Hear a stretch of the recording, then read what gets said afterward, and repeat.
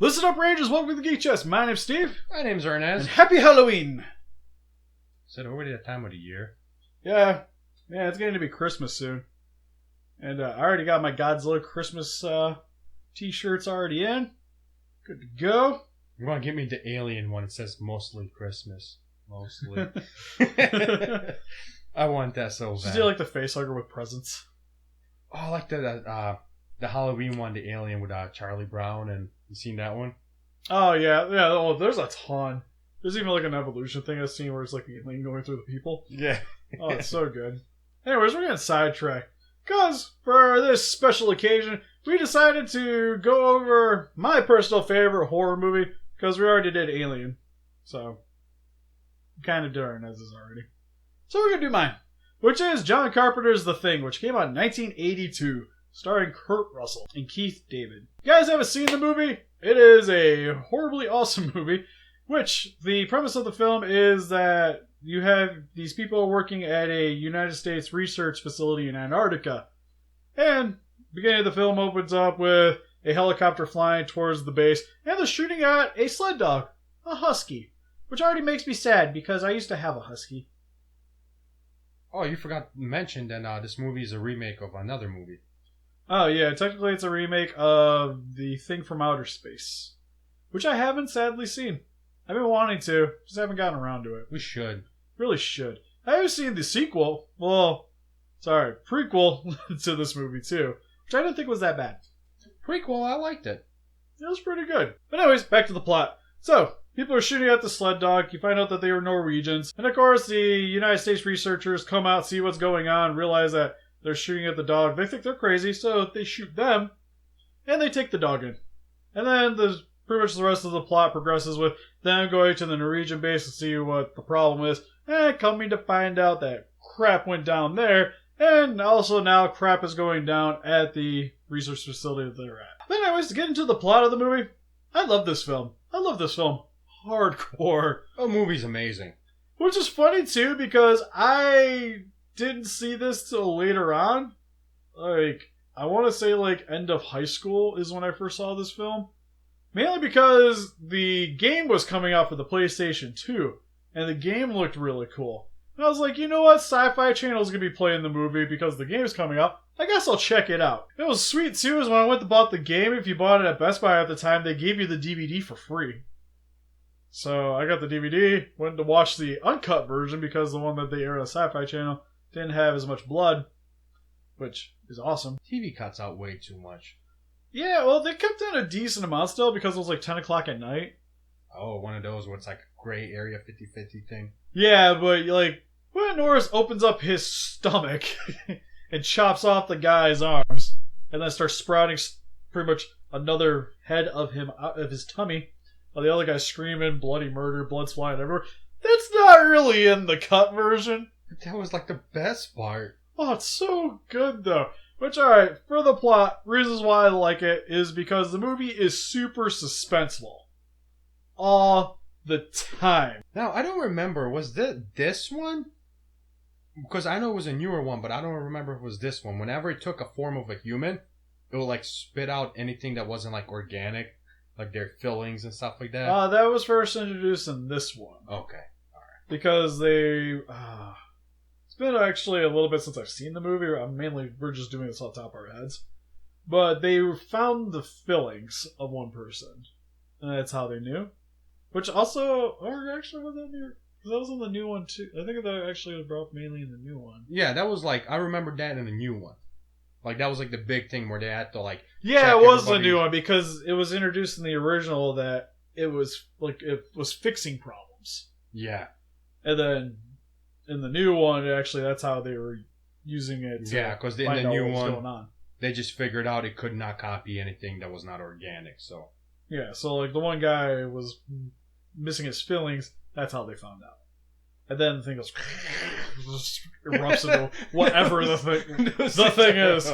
Those things are amazing when it happens like that. Oh, it's so nerve-wracking when it happens too. But pretty much what makes this movie really good is with the setting.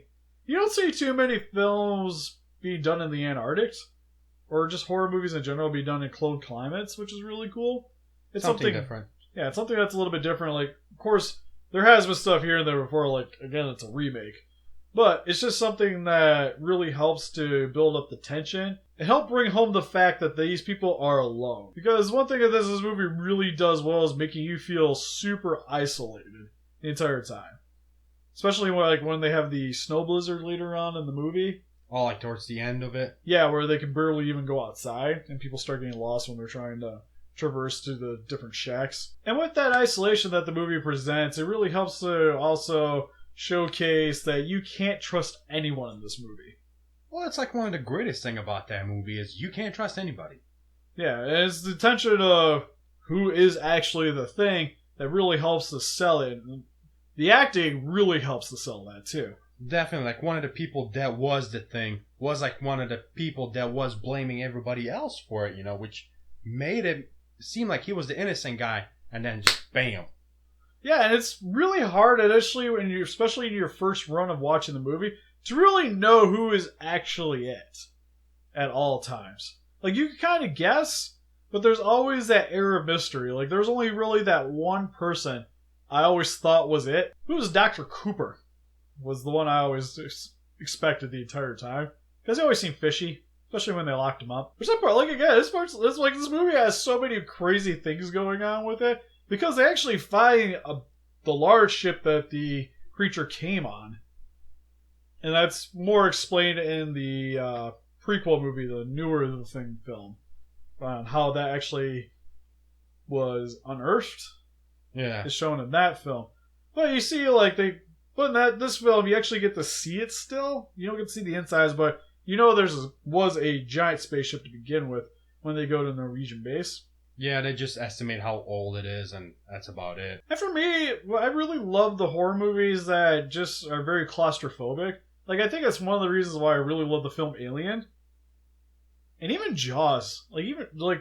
For that film being presented in the water the entire time, you still have, the scenes, especially when they're on the boat, where the shark's attacking the boat. There's nowhere to run. Yeah, there's nowhere to go. And it just really helps to build the tension, I feel. You know what movie that's very claustrophobic? Quarantine. Yeah. So for the plot of the thing, it's not the most complicated story ever, but for the premise of the film, it works out flawlessly. For me, it's just something different. Like, I haven't, seen anything like that before, which makes it really good. Yeah, especially when I saw it, later on, towards high school, where I already watched, Nightmare on Elm Street, Hellraiser, Friday the 13th, Alien, these films. And I've always been, a pretty big fan of horror movies. And then seeing this one, and with the plot and everything, just really just blew my mind at that point. And then for the acting. Acting, awesome in this movie. There's not really anybody I really say did a really poor job in it at all. I love Kurt Russell's performance in this. Same with Keith David does a really good job. Well, it's Kurt Russell. Yeah, he's not bad in anything. Even Tango and Cash. Tango and Cash is an awesome film. I know people give it crap, but I really enjoyed it. It's got Sylvester Stallone too. What can go wrong? Yes, I had Big Trouble Little China, Escape from New York, Escape from LA. Escape from Detroit. Sequels. But the one thing I would really like to talk about in this movie is the monster. It's one of my favorite monsters in all of movie cinema. You know what really makes it amazing? Is you don't know what it actually is.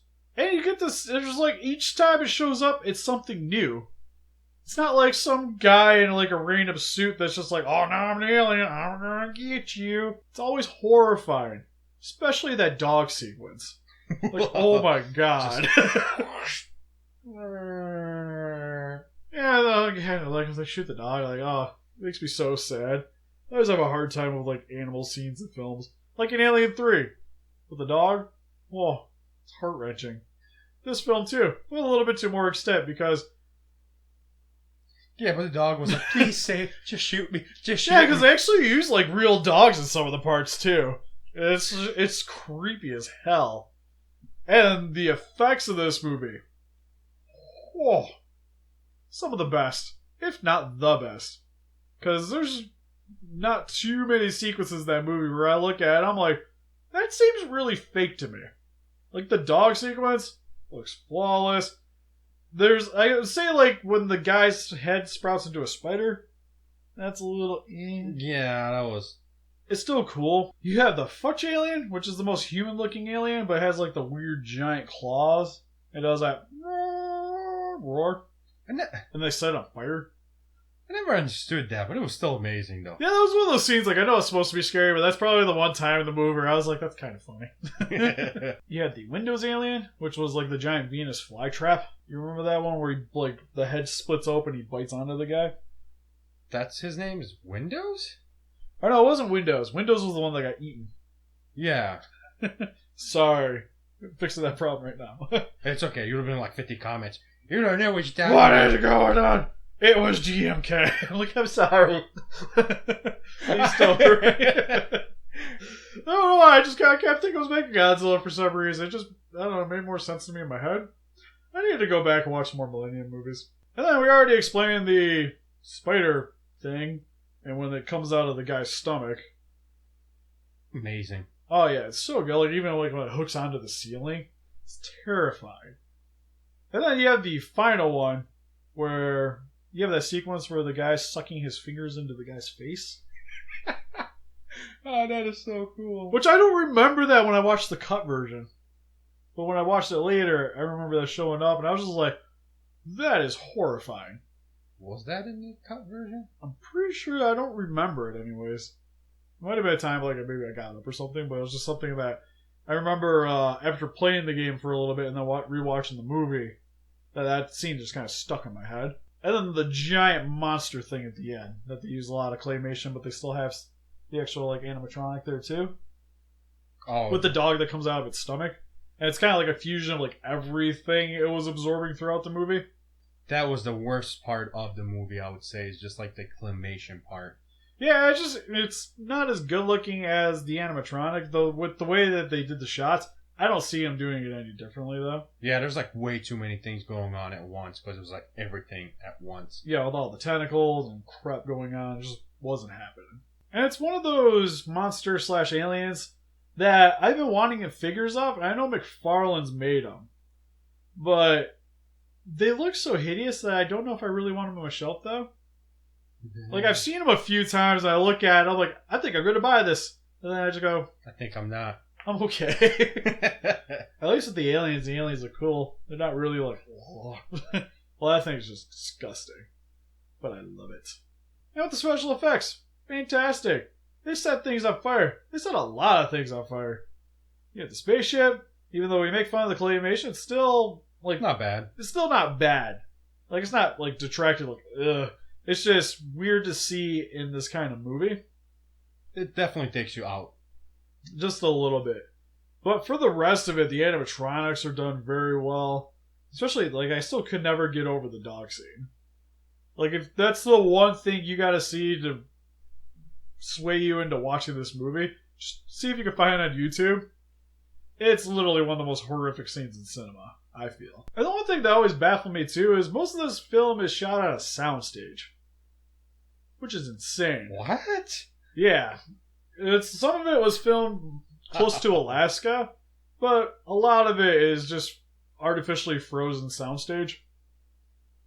And yeah, I can't tell the difference. There's some movies where you could tell that it's artificial, like with Jurassic Park 3, or even my favorite movie, Teenage Mutant Ninja Turtles, when Shredder's hanging off the edge of the building, and you can see the beams from inside the soundstage in the shot. I don't remember that. Yeah, it's supposed to be like night sky, yet there's like the top of a ceiling you can see. Nope. It's one shot. I definitely notice it nowadays. Still love the movie though. Don't you ruin things for me, Steve. I know what you're talking about. I'm just going to pretend like I don't know what you're talking about. But yeah, for this film, there's not too much in this that really takes you out of reality, which is something I can really appreciate for a horror film. And sadly, this is like one of those movies I've been kind of wanting to see more stuff come out of it. Like, especially even the video game, I would love to actually see a movie version of it. Even though it'd be hard to, you can't really do Kurt Russell coming back. Why not, Steve? He's older. It's kind of hard to pull that off nowadays.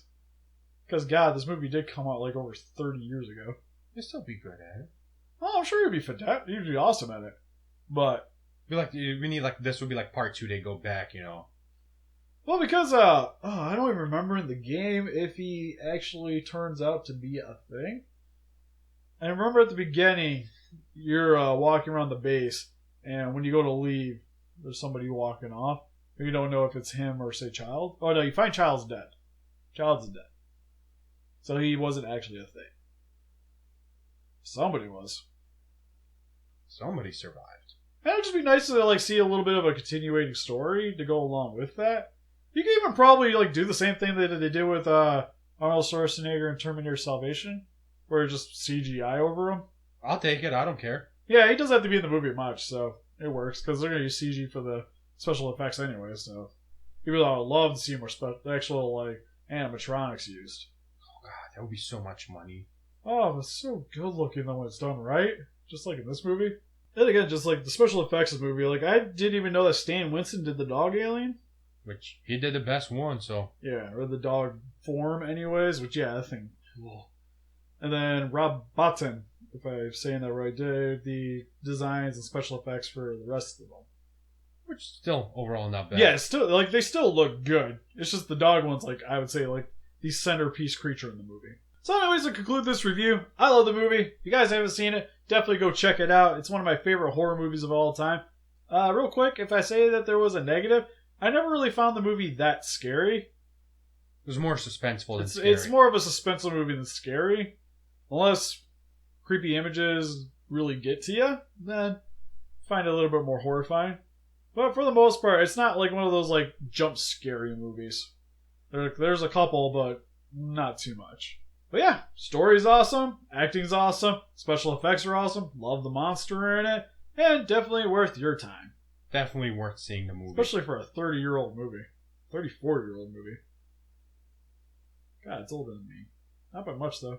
Shh. It's okay. Makes me sad thinking about it. It's a good movie, people. Trust us. Go watch it. Definitely. And should I buy action figures from that movie? Let me know in the comment section below.